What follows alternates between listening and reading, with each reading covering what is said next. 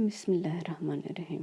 سورہ تغابن آیت نمبر 5 سے 7 میں اللہ پاک فرماتا ہے، کیا تم کو ان لوگوں کے حال کی خبر نہیں پہنچی جو پہلے کافر ہوئے تھے؟ تو انہوں نے اپنے کاموں کی سزا کا مزہ چکھ لیا، اور ابھی دکھ دینے والا عذاب اور ہونا ہے۔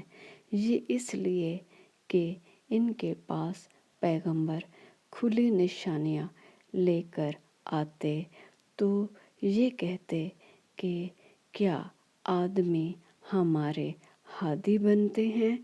تو انہوں نے ان کو نہ مانا اور منہ پھیر لیا، اور اللہ نے بھی بے پرواہی کی، اور اللہ بے پرواہ اور سزاوار حمد و ثنا ہے۔